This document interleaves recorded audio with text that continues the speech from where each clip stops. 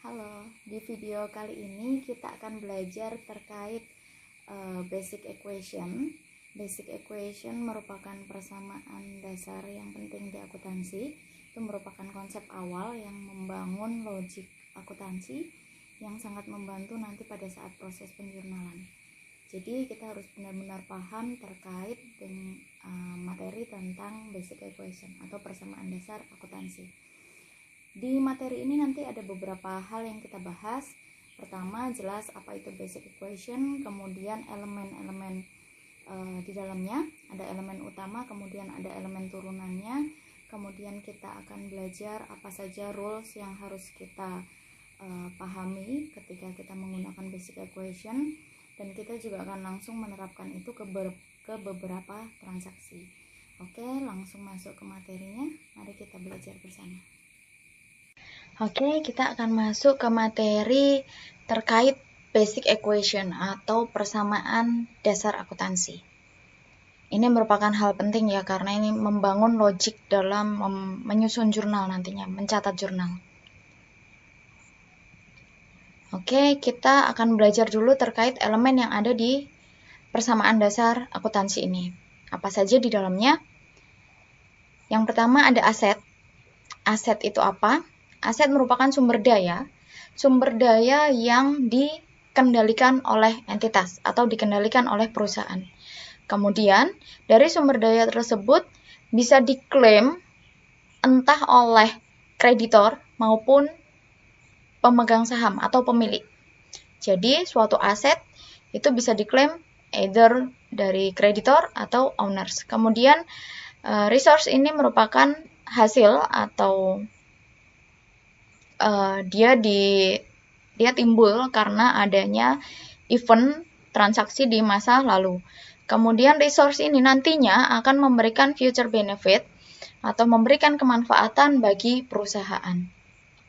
Kemudian komponen yang kedua, mohon maaf, sebelumnya kita lihat dulu apa saja komponen yang ada di dalam aset. Oke, ini beberapa contohnya saja.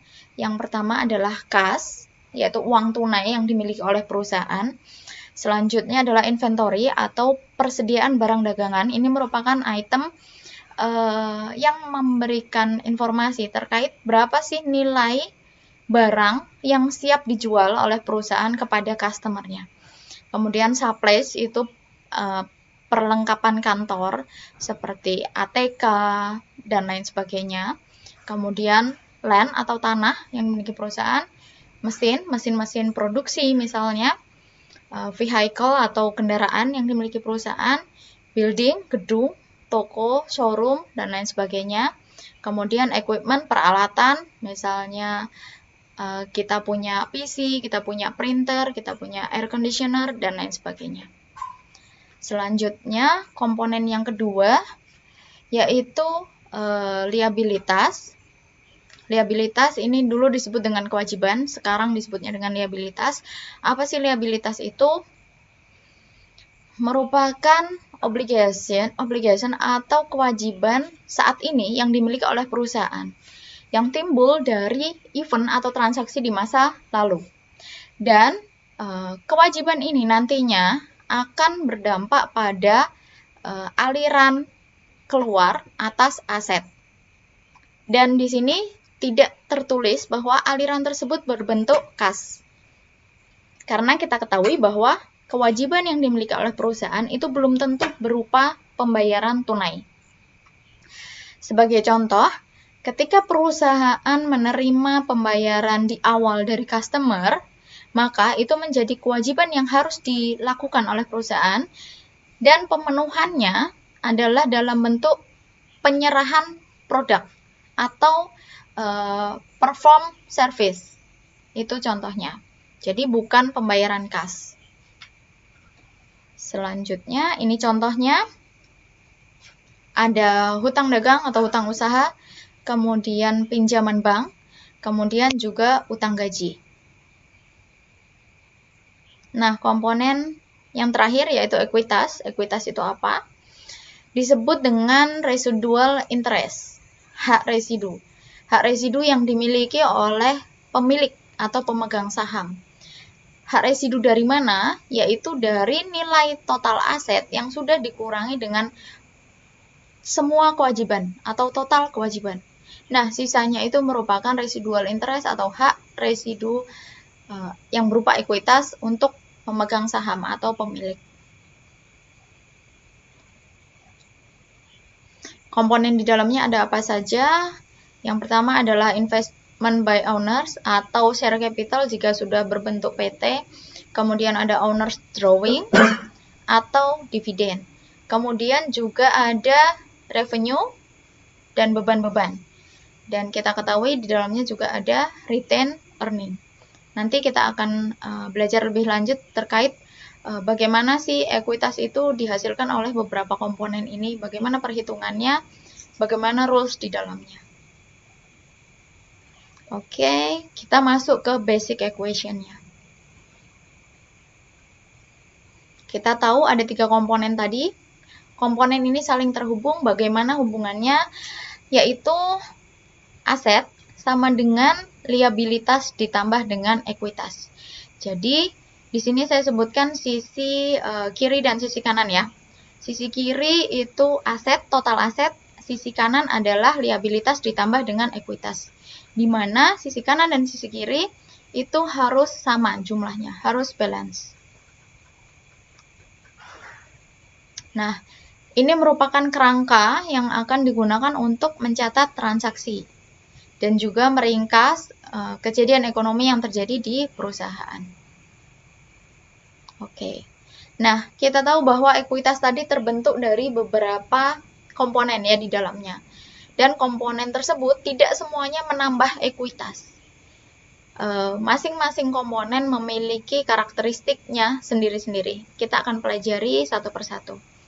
Ini adalah ekuitas. Kita akan lihat dulu, ekuitas akan bertambah jika ada investasi dari pemilik. Ekuitas akan bertambah. Atau di sini ada revenue dari operasional perusahaan. Dan ekuitas akan menurun atau penurunan ekuitas itu disebabkan oleh adanya pembayaran dividen atau penggunaan pribadi oleh pemilik. Owner's drawing atau prefer, biasa disebut itu juga. Sama ya. Kemudian akan menurun jika ada beban-beban. Oke. Nah, ini penjelasan lebih lanjutnya. Tadi kita ketahui basic equation-nya ada aset, ada liabilitas, dan ada ekuitas. Seperti ini ya, aset sama dengan liability ditambah dengan equity. Kemudian kita akan breakdown di bagian ekuitasnya. Ekuitas terdiri dari dua hal utama, yaitu modal dan laba ditahan. Modal ini bisa berupa modal pemilik jika masih perseorangan atau modal saham ketika sudah berupa PT. Saham sendiri nanti bisa dibagi lagi menjadi saham biasa dan saham preferen. Tapi untuk kali ini kita hanya belajar untuk saham biasa saja. Nah, kita akan breakdown lagi untuk bagian retained earning atau laba ditahan. Laba ditahan ini dibentuk oleh 3 hal atau 3 komponen, yaitu dia bertambah dengan adanya revenue. Kemudian akan berkurang, dikurangi dengan expense dan dividen. Expense dan dividen sifatnya akan mengurangi jumlah laba ditahan. Oke, setelah kita pelajari terkait bagaimana basic equation, kita akan langsung masuk ke transaction analysis. Kita akan belajar dulu terkait event atau kejadian. Kita akan mencatat transaksi yang ada di perusahaan. Nah, kejadian sendiri terbagi menjadi kejadian ekonomik dan kejadian non-ekonomik. Kejadian ekonomik adalah kejadian-kejadian yang terkait dengan dalam tanda petik hal-hal moneter yang ada atau keuangan yang ada di perusahaan. Non-ekonomik adalah kejadian-kejadian yang terkait dengan hal-hal di luar itu, misalnya dengan lingkungan, dengan sosial, kemanusiaan, dan lain sebagainya yang itu tidak ada hubungannya dengan keuangan. Yang kita catat adalah yang ekonomik. Kemudian ekonomik sendiri itu terdiri menjadi beberapa transaksi. Yang pertama adalah ketika dia diklasifikasikan menjadi transaksi dan yang diklasifikasikan sebagai bukan transaksi. Oke. Yang memisahkan antara suatu kejadian ekonomik itu merupakan transaksi atau bukan adalah bisa dijawab dengan pertanyaan yang saya tuliskan di bawah, yaitu apakah ada perubahan dari posisi keuangan perusahaan? Apakah ada yang berubah? Contoh simpelnya misalnya, apakah kasnya naik atau turun? Apakah ada piutang? Apakah inventory atau persediaan perusahaan itu turun? Apakah modalnya naik? Dan lain sebagainya. Kita tahu financial position perusahaan terdiri dari beberapa akun ya. Nah, kita akan mempertanyakan bahwa suatu event tersebut berdampak atau tidak pada salah satu atau pada akun-akun yang ada di perusahaan. Jika berdampak, maka dia merupakan transaksi. Jika tidak berdampak, berarti bukan transaksi. Kemudian transaksi sendiri juga dibagi menjadi dua, yaitu eksternal dan internal, di mana transaksi eksternal merupakan transaksi perusahaan dengan pihak luar. Misalnya, transaksi penjualan, itu transaksi perusahaan dengan customer, itu pihak luar ya. Kemudian transaksi pembelian itu juga transaksi eksternal di mana perusahaan membeli barang dari pemasok atau supplier. Nah, transaksi internal itu apa? Misalnya pembayaran gaji. Pembayaran gaji itu kan ke karyawan ya, itu ke pihak internal. Kemudian misalnya perpindahan barang antar departemen, departemen produksi A ke departemen produksi B. Itu contoh juga transaksi internal. Oke, transaksi adalah event yang kita catat sebagai seorang akuntan. Jadi bisa dilihat di sini yang kita catat adalah event, kemudian event yang mana, yaitu event yang transaksi di sini, dan juga keduanya ya, kita catat eksternal dan internal, itu dua-duanya kita catat.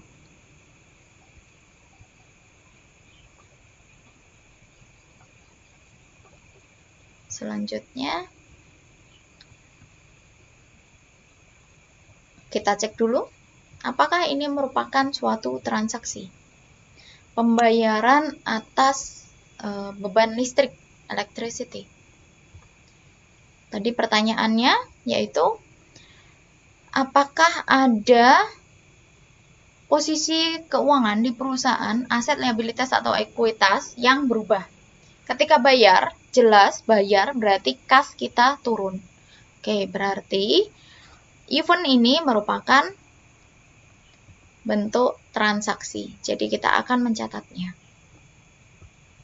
Oke, masih ada contoh lagi. Yaitu adalah ketika kita menyajikan desain, melakukan konsultasi kepada potensial customer. Kita cek apakah ada financial position yang berubah? Tidak ya, di sini belum ada transaksi apapun, belum ada posisi keuangan yang berubah dari suatu perusahaan. Di sini baru konsultasi. Sehingga transaksi ini, mohon maaf, sehingga kejadian ini bukanlah transaksi. Dia tidak dicatat oleh perusahaan. Kemudian selanjutnya event. Di sini perusahaan melakukan update atau mengubah layout dari gudang. Oke, apakah ada financial position yang berubah? Tidak ya, ketika layout gudang berubah, anggap saja tidak ada biaya yang keluar ya, hanya mengubah bentuk layoutnya saja, hanya memindahkan rak-raknya misalnya, maka ini bukan suatu transaksi, sehingga tidak dicatat. Oke, terakhir, membeli mesin, kita cek apakah ada yang berubah. Jelas ya, ketika kita beli mesin, di sini tidak tertulis itu secara tunai atau kredit. tapi kita beli mesin. Mesin itu akan menjadi asetnya kita, sehingga aset akan naik, berarti berubah ya. Sehingga ini merupakan transaksi yang harus dicatat. Oke, bagaimana sih pencatatan? Tadi kan kita melakukan analisis ya, atas suatu kejadian atau transaksi yang harus kita catat sebagai akuntan. Kemudian bagaimana sih pengaplikasian atau pencatatan transaksi tersebut ke basic equation?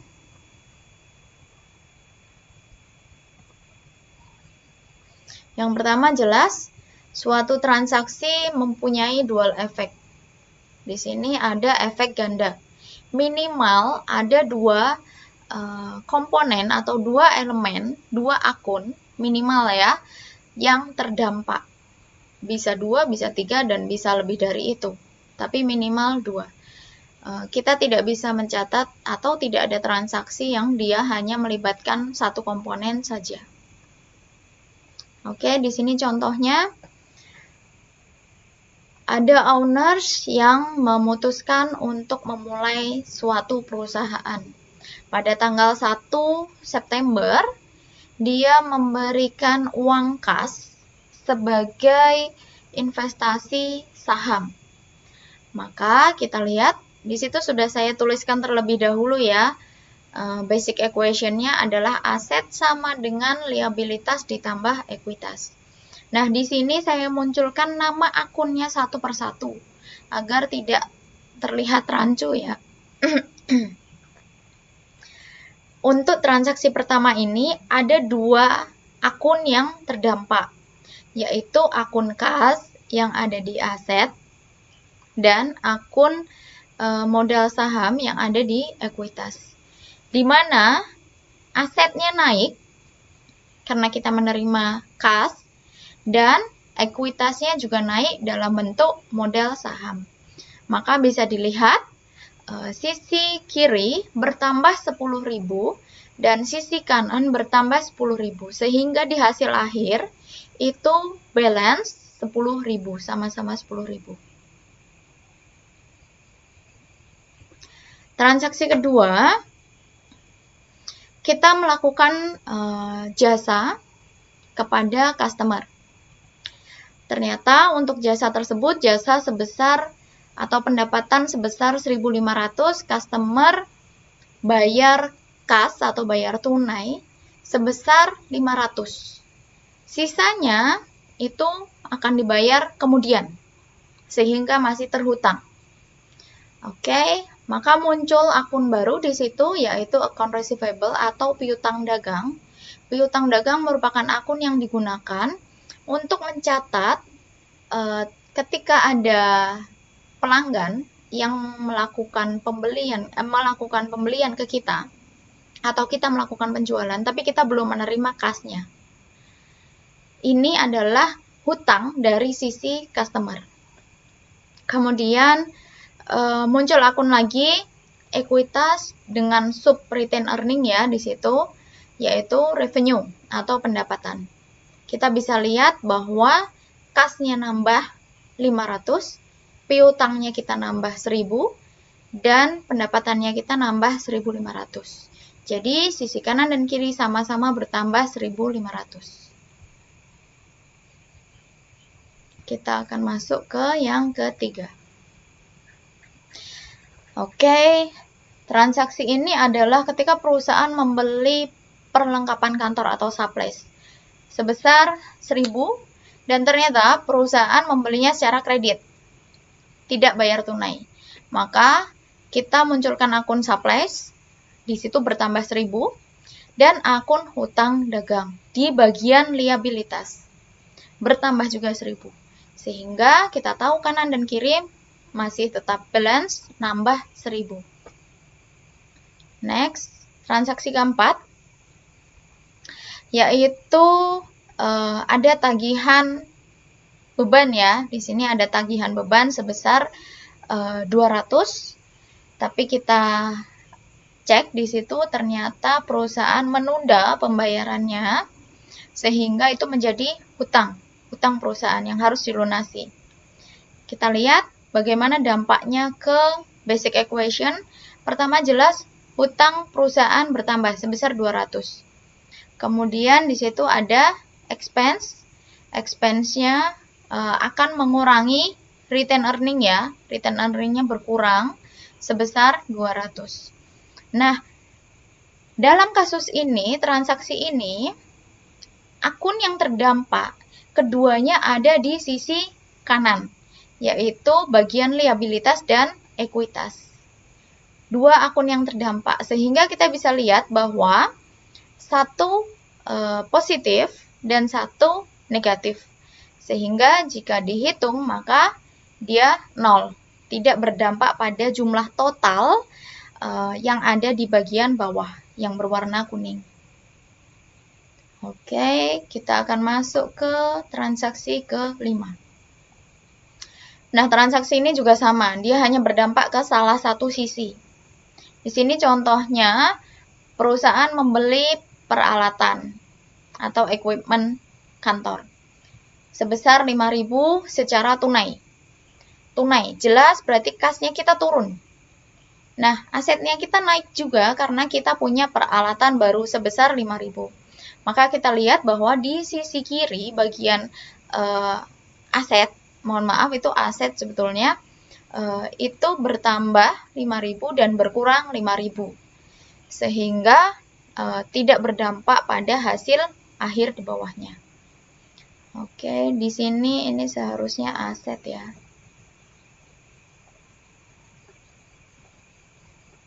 Ini adalah aset.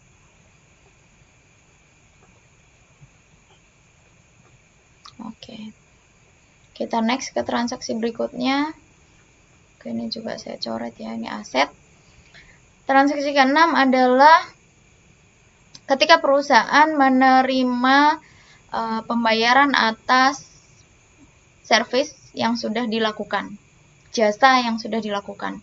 Dan di sini perusahaan menerima secara tunai, sehingga kita bisa lihat seperti di transaksi nomor 2, tapi secara total semua diterima secara tunai, sehingga kita lihat bahwa kas bertambah 1.000 dan revenue bertambah 1.000. Sama untuk sisi kanan dan kiri. Selanjutnya di sini perusahaan membayar terkait dengan hutangnya tadi waktu beli supplies ya. Kita tahu di transaksi nomor 3 itu ada pembelian supplies secara kredit. Dan di transaksi nomor 7 ini perusahaan membayar hutang tersebut. Maka kita lihat bahwa kas kita turun jelas karena kita melakukan pembayaran dan hutang kita juga turun. Sehingga di sisi kanan dan sisi kiri sama-sama turun 1.000. Selanjutnya di sini ada penerimaan. Penerimaan apa? Yaitu terkait dengan piutang. Jadi tadi ada customer yang tidak langsung bayar, ditunda pembayarannya, maka akan dicatat sebagai piutang. Kemudian ada customer yang tadi masih berhutang ke kita, masih punya piutang, dia bayar. Nah, kita bisa lihat bahwa dampak transaksi ini ada di sisi kiri keduanya, plus dan minus, ada di bagian aset.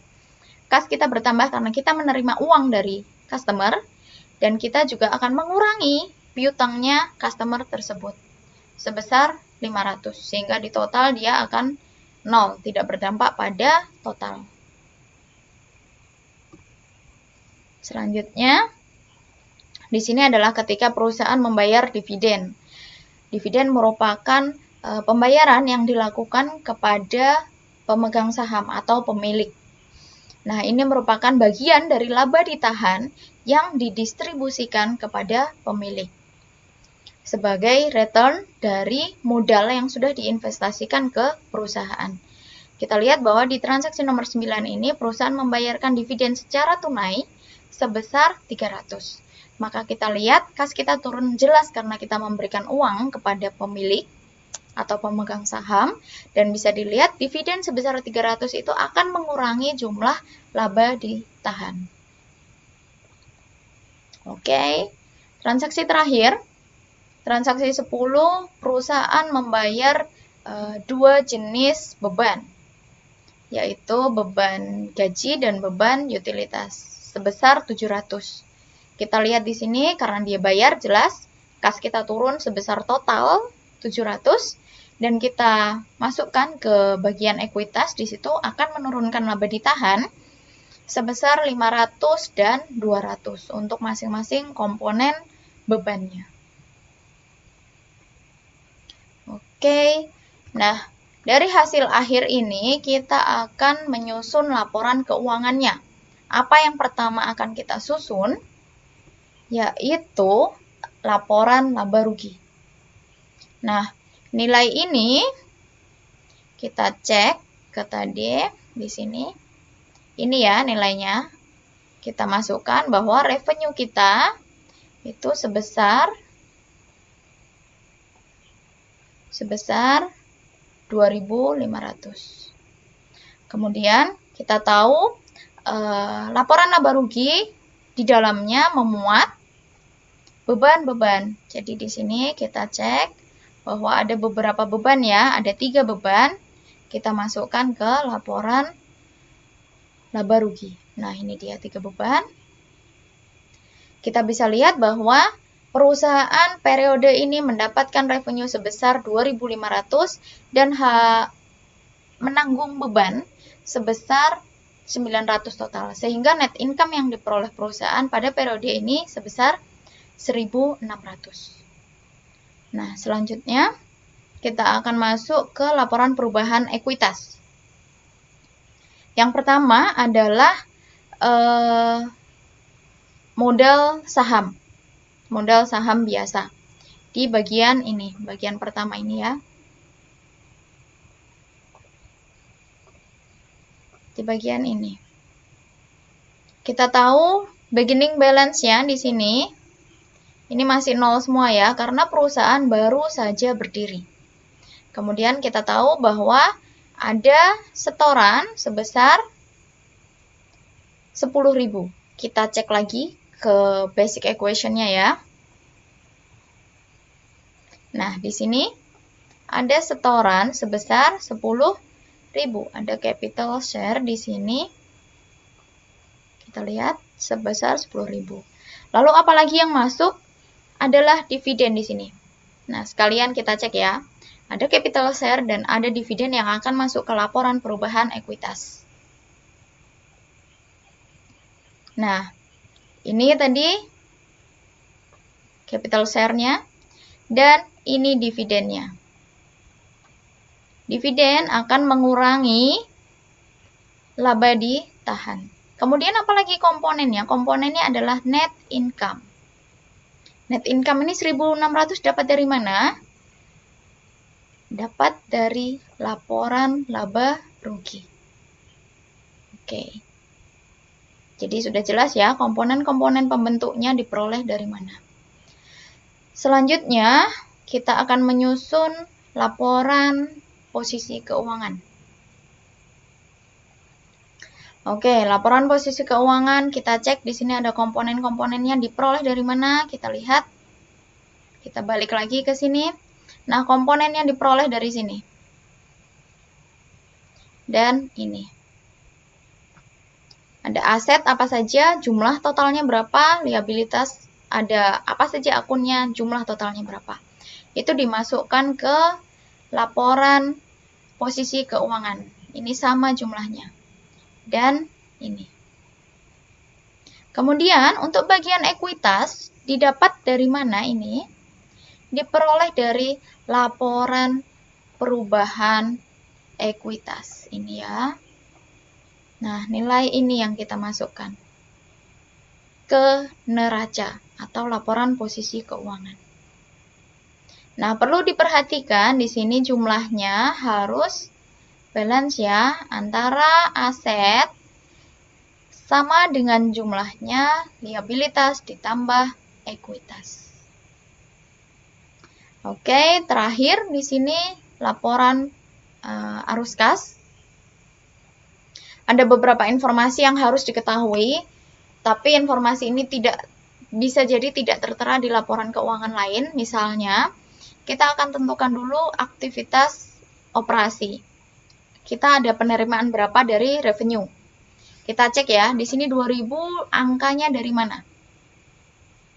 Kita cek balik ke sini. Revenue dapat 2000 yaitu dari ini. Kita cek ini ya. 1000 ini dia tunai. Oke. Kemudian ini kita bayar 500, tadi kita hanya nerima 500.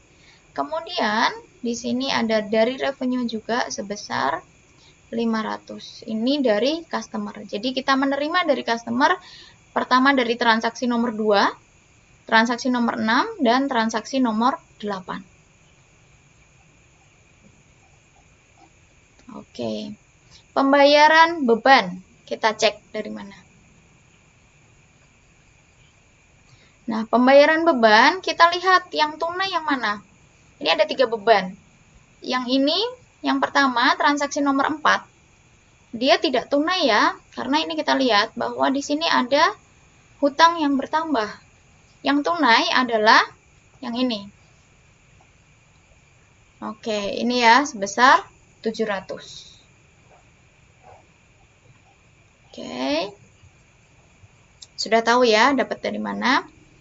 Kemudian ada pembayaran ke vendor. Kita cek lagi dapatnya dari mana. Sebesar 1000. Nah, ini ya. Ini kita ada bayar hutang ke vendor. Jadi ada kas keluar yang kita berikan ke vendor atau pemasok. Komponen selanjutnya, oke, itu tadi untuk yang aktivitas. Maka muncul ada aliran kas masuk sebesar 300 dari aktivitas operasi. Kita masuk ke section yang kedua, yaitu investasi. Ada apa saja? Ternyata hanya satu ya, yaitu pembelian peralatan. Kita ingat tadi bahwa kita melakukan pembelian peralatan. Di sini ya, nih equipment kita bertambah 5.000. Kita beli secara tunai di sini 5.000. Oke, di sini terlihat bahwa, oh ya, ketika aliran kas tersebut keluar, maka dia akan tertulis di dalam kurung. Saya belum pernah menemui yang tertulis dalam minus gitu, jarang. Biasanya di dalam kurung. Jadi, jika positif atau aliran kas masuk, maka akan tertulis biasa. Ketika dia aliran kas keluar, maka akan ditulis di dalam kurung. Nah, di sini karena dia purchase, berarti aliran kasnya keluar ya. Jadi di situ di dalam kurung. Section yang ketiga, yang terakhir, yaitu financing atau pendanaan. Ada apa saja? Kita cek dari pendanaan. Ada 2, yaitu yang pertama adalah ketika kita menerbitkan saham, menjual saham. Dan ada pembayaran dividen.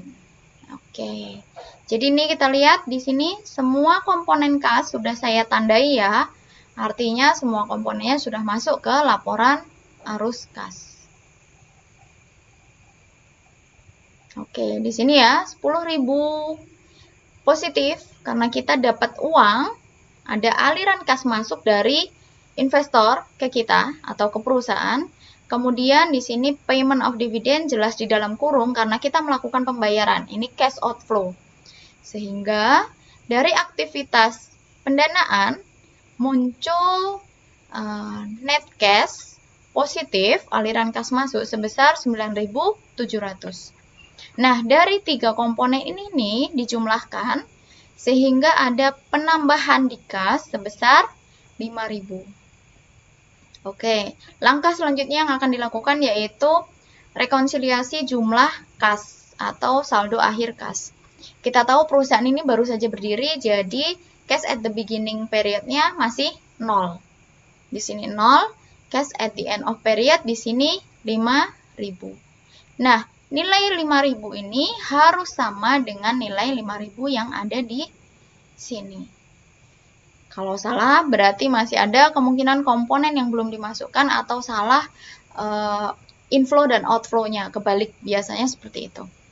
Oke, Itu tadi laporan keuangan yang sudah kita susun berdasarkan contoh transaksi yang ada 10 transaksi yang tadi sudah kita lakukan. Bagaimana efeknya ke basic equation, kemudian bagaimana dari basic equation itu bisa kita susun menjadi laporan keuangan. Oke, sekian untuk materi kali ini. Semoga bermanfaat. Sampai jumpa di materi selanjutnya. Terima kasih.